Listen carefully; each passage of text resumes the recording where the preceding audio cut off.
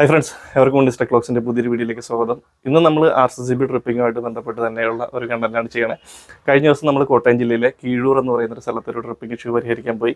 About otherwise to Pantapatula video in the Muchina. About Kanya videos in Valera support and Ella sort of together. They than e video, they were Torno in the videos in Nala support. Toranum for this one, the Macan video like about Kidur detail at like Aring in the video Parana. And 3 of the Paracola Vidan out of the wiring and Valera Mochamatla. രീതിയിലായിരുന്നു അവിടുത്തെ wiring സാഹചര്യങ്ങൾ ഉണ്ടായിരുന്നത്.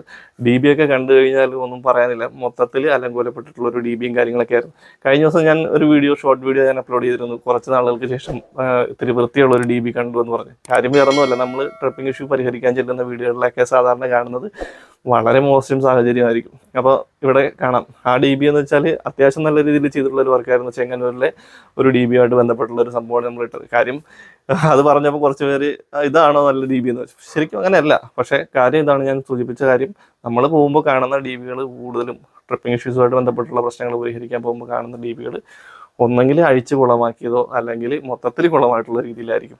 അഴിച്ച് കുളമാക്കിയെന്ന് പറഞ്ഞാൽ repair ചെയ്യാൻ ശ്രമിച്ചതിൻ്റെ ഭാഗമായിട്ട് പ്രശ്നങ്ങൾ വരിക, അതായത് രണ്ടാമത് റീഅറേഞ്ച് ചെയ്യാൻ പറ്റാത്ത സാഹചര്യങ്ങളൊക്കെ വരുന്ന DBകൾ. പക്ഷേ ഇന്ന് നമ്മൾ കോട്ടയത്ത് കിഴൂര് പോയപ്പോൾ കണ്ടിട്ടുള്ള DBയുടെ സാഹചര്യങ്ങളാണ് നമ്മളിപ്പോൾ ഇവിടെ കാണുന്നത്. എന്തായാലും അത് ഡീറ്റെയിൽ ആയിട്ട് കാണാം. മൊത്തത്തിൽ അഴിച്ച് കുളമാക്കിയിട്ടിരിക്കുന്ന DB, ജോയിന്റുകളുടെ പൂരമാടുന്ന ആ DBയിലുണ്ടായിരുന്നു.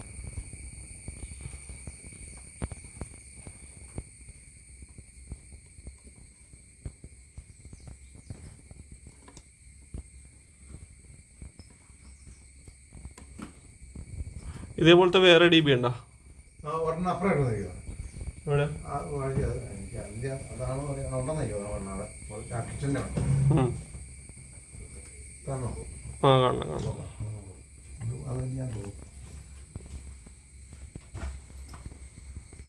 അപ്പോൾ എന്തായാലും നമ്മുടെ DBയുടെ സാഹചര്യം കണ്ടല്ലോ. അപ്പോൾ DBയുടെ സാഹചര്യങ്ങളൊക്കെ മൊത്തത്തിലൊന്ന് ക്ലിയർ ആക്കാനുണ്ട്. ഇതിന് ശേഷം നമ്മൾ മീറ്റർ ബോക്സ് സൈഡിലൊന്ന് പോയി നോക്കി. സാധാരണ ഒരു വീട്ടിൽ കാണുന്നതിനേക്കാളും അധികം വയറുകളാണ് ആ മീറ്റർ ബോക്സിൻ്റെ അകത്ത് ഉണ്ടായിരുന്നത്. കാര്യം ആ DBയിൽ നിന്നുള്ള ഔട്ട് കേബിൾസ് എല്ലാം പോകുന്നത് മീറ്റർ ബോക്സിൻ്റെ അകത്തുകൂടിയാണ്. അതെല്ലാം കൂടി ഇട്ടിരിക്കുന്ന ഒരു 20 mm പൈപ്പിൻ്റെ അകത്തുകൂടിയാണ് ആ ഒരു വയറിങ് കാര്യങ്ങളൊക്കെ ചെയ്തിട്ടുള്ളത്. അപ്പോൾ തന്നെ ആ വയറിങ്ങിൻ്റെ ക്വാളിറ്റി കാര്യങ്ങളൊക്കെ നിങ്ങൾക്ക് മനസ്സിലാവും.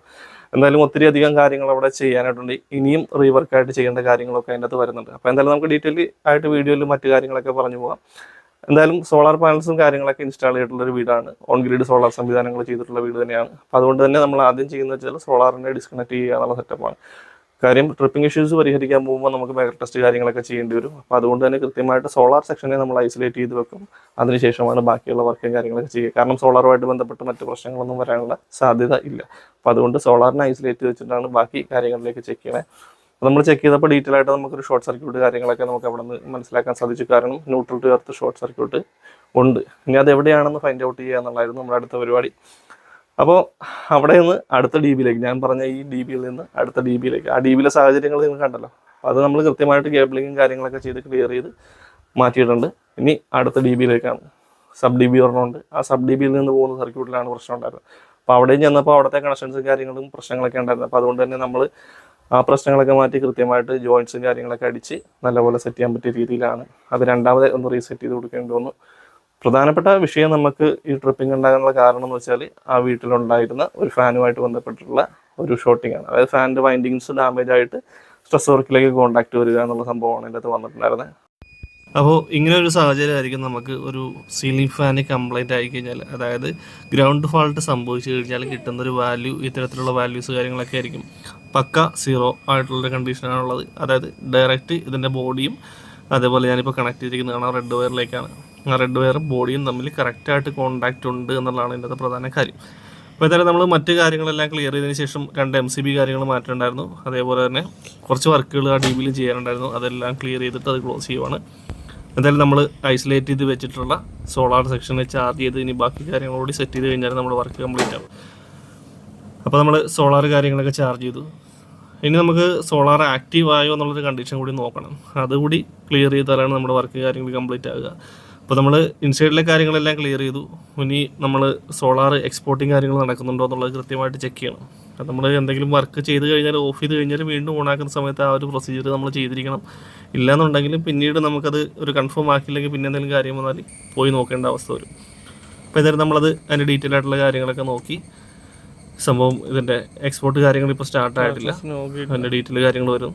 വെയിറ്റിംഗ് ആണ്, സ്റ്റാറ്റസ് കാര്യങ്ങൾ കാണിക്കുന്നത്.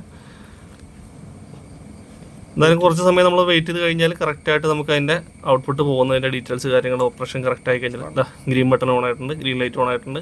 ഇപ്പോൾ എക്സ്പോർട്ടിങ് സ്റ്റാർട്ട് ചെയ്തതായിട്ട് നമുക്ക് കറക്റ്റായിട്ട് അറിയാൻ പറ്റും. വാട്ടേജ് കാര്യങ്ങൾ കയറി പോകുന്നറിയാം. കാര്യം ഇത് ചെയ്യുന്നതിൻ്റെ കേസ് എന്ന് വെച്ചാൽ നമ്മൾ ഒത്തിരി ദൂരം ട്രാവൽ ചെയ്തിട്ടാണ് തന്നെ. അപ്പോൾ അതുകൊണ്ട് തന്നെ അത് ക്ലിയർ ആയിട്ട് നോക്കിയിട്ട് പോയില്ല എന്നുണ്ടെങ്കിൽ നമുക്ക് മറ്റു പ്രശ്നങ്ങളൊക്കെ ഉണ്ടാവും. അപ്പോൾ ആ സമയത്താണ് നൈജുവിന് ഒരു ഡൗട്ട് തോന്നിയത്, എർത്തുമായിട്ട് ബന്ധപ്പെട്ടിട്ട് ഒരു ഇൻഡിക്കേഷൻ കാര്യങ്ങൾ അവിടെ മീറ്ററിൽ കാണിക്കുന്നുണ്ട് എന്നുള്ളത്. അപ്പോൾ അത് ഒന്ന് ക്ലിയർ ആയിട്ട് സംഭവം മനസ്സിലാക്കി കൊടുക്കാൻ, അതേപോലെ തന്നെ നിങ്ങൾക്ക് കാണിക്കാൻ വേണ്ടിയിട്ടുമാണ് ഈ ഒരു സംഭവം നമ്മൾ കാണിക്കണേ. ഇത് നമുക്ക് നേരത്തെ എർത്ത് ഫാൾട്ട് ഉണ്ടായിരുന്നതായിട്ട് നമുക്ക് ഡീറ്റെയിൽ ആയിട്ട് തന്നെ അറിയാം. അപ്പോൾ അതുകൊണ്ട് ആ ഒരു ക്ലാരിറ്റി വരുത്താനായിട്ട് ഞാനിപ്പോൾ ഇവിടെ ഇത് മീറ്റർ സീൽ ഓപ്പൺ ആണ്, നമുക്കത് ചെയ്യാൻ പാടില്ല. ഓപ്പൺ ആയിരുന്നതുകൊണ്ട് തന്നെ നമ്മളത് ജസ്റ്റ് ചെക്ക് ചെയ്ത് കാണിക്കുവാണ്. ഇപ്പോൾ 2 വയർ ഞാൻ ഔട്ട്പുട്ട് ഡിസ്കണക്റ്റഡ് ആണെങ്കിൽ പോലും അവിടെ എർത്തിൻ്റെ ഡീറ്റെയിൽസ് കാണിക്കുന്നുണ്ട്. അത് മുമ്പുള്ള ടൈമിൽ വന്നിട്ടുള്ള ഡീറ്റെയിൽ ആയിട്ടുള്ള കാര്യങ്ങളാണ് അതിനകത്ത് കൊടുത്തിട്ടുള്ളത്. ഫാൾട്ട് സംഭവിച്ചിട്ടുള്ള കാര്യങ്ങളാണ് അതിനകത്ത് വന്നിട്ടുള്ളത്. അപ്പോൾ സുഹൃത്തുക്കളെ കണ്ടല്ലേ, ഇത്തരത്തിലുള്ള സാഹചര്യങ്ങളാണ് നമുക്ക് ട്രിപ്പിംഗ് ഇഷ്യൂസ് കാര്യങ്ങൾ ഉണ്ടാക്കി വെക്കണം. കാര്യം ഇവിടെ സിമ്പിളായിട്ട് നമ്മൾ നോക്കുകയാണെന്നുണ്ടെങ്കിൽ ഒരു സീലിംഗ് ഫാൻ്റെ കംപ്ലയിൻറ്റ് മാത്രമേ അവിടെ ഉണ്ടായിരുന്നുള്ളൂ. കാരണം മറ്റു രീതിയിലുള്ള കംപ്ലയിൻറ്റ്സ് കാര്യങ്ങളൊന്നും അവിടെ ഉണ്ടായിരുന്നില്ല. അപ്പോൾ അതുകൊണ്ട് തന്നെ വയറിങ്ങിൻ്റെ തരത്തിൽ നല്ല രീതിയിലുള്ള കംപ്ലയിൻറ്റ് പ്രശ്നങ്ങളൊക്കെ ഉണ്ട്. വയറിങ് ചെയ്തിരിക്കുന്ന രീതിയിലൊക്കെ കുറേ അധികം മാറ്റങ്ങൾ വരുത്താനുണ്ട്. ഒരു ഫയർ സാഹചര്യമുള്ള രീതിയിലാണ് അവിടുത്തെ വയറിങ് കാര്യങ്ങളൊക്കെ നിൽക്കുന്നത്. അപ്പോൾ അത് രണ്ടാമത് ചെയ്ത് ക്ലിയർ ആക്കേണ്ട ഒരാവശ്യവും കാര്യങ്ങളൊക്കെ ഉണ്ട്. പിന്നെ ട്രിപ്പിംഗ് ഇഷ്യൂസിൻ്റെ കേസ് അവിടെ പൂർണ്ണമായിട്ടും പരിഹരിച്ച് മറ്റു രീതിയിലുള്ള ട്രിപ്പിങ്ങിനുള്ള സാഹചര്യങ്ങളൊന്നും അവിടെ നിലവിൽ ഇല്ല. ഭാവിയിൽ വന്നേക്കാൻ കാര്യം മറ്റൊന്നും കൊണ്ടല്ല, ആ വയറിങ്ങിൻ്റെ രീതി അങ്ങനെ ആയതുകൊണ്ടിട്ടാണ് പറഞ്ഞത്. പിന്നെ പല സുഹൃത്തുക്കളും ചോദിക്കാറുണ്ട് ഓരോ ടെസ്റ്റിൻ്റെയും IR വാല്യൂസ് കൃത്യമായിട്ട് പറഞ്ഞു തരാൻ പാടില്ല. അങ്ങനെ അത് കൃത്യമായിട്ടൊരു കണക്കതിന് പറയാൻ പറ്റില്ല. ഒരു മിനിമം വാല്യൂ ഇത്ര വേണമെന്നുള്ളൊരു കണക്ക് അതിൻ്റെ അത് കൃത്യം പറയാൻ പറ്റില്ല. അത് ഓരോ സാഹചര്യത്തിനനുസരിച്ച് വ്യത്യാസം വന്നുകൊണ്ടിരിക്കും. അതായത് ഓരോ വീടിനനുസരിച്ച് അവിടുത്തെ വയറിങ് സാഹചര്യത്തിനനുസരിച്ച് വ്യത്യാസം വന്നിട്ടിരിക്കും.